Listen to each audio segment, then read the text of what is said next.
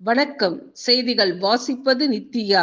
கள்ளக்குறிச்சி விஷ சாராய மரண சம்பவத்தில் கைதான 18 பேரை குண்டர் சட்டத்தின் கீழ் அடைத்த உத்தரவை சென்னை உயர்நீதிமன்றம் ரத்து செய்தது.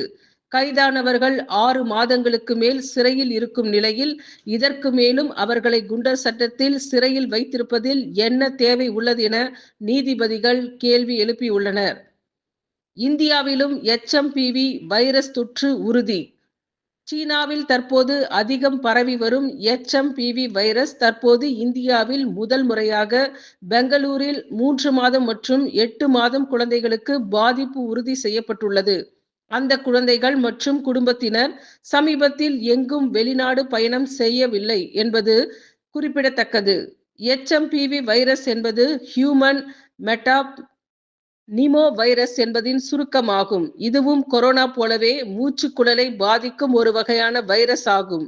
சீனாவின் வடக்கு பகுதிகளில் இது அதிகம் பரவுகிறது. இருப்பினும் கொரோனா போல இது ஒரு பெரிய பிரச்சனை இல்லை என்றும், மழைக்கால குளிர்காலத்தில் ஏற்படும் பாதிப்பு போன்றதுதான் எச்எம்பிவி வைரஸ் என்று சீன அதிகாரிகள், உலக சுகாதார மைய அதிகாரிகள் தெரிவிக்கின்றனர். இந்தியாவில் 3 குழந்தைகளுக்கு எச்எம்பிவி தொற்று. சீனாவில் அச்சுறுத்தி வரும் எச்எம்பிவி தொற்று பெங்களூரில் 2 குழந்தைகளுக்கும், குஜராத்தில் 1 குழந்தைக்கும் கண்டறியப்பட்டுள்ளது. வெளிநாட்டு பயணம் மேற்கொள்ளாத பெங்களூருவைச் சேர்ந்த 3 மாத பெண் குழந்தை, 8 மாத ஆண் குழந்தைக்கு எச்எம்பிவி தொற்று உள்ளதாக ஐசிஎம்ஆர் தெரிவித்துள்ளது.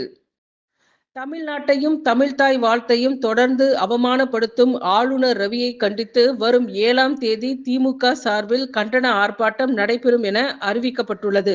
காலை 10 மணி அளவில் அந்தந்த மாவட்ட தலைநகரங்களில் ஆர்ப்பாட்டம் நடைபெறும் என்று தெரிவிக்கப்பட்டுள்ளது.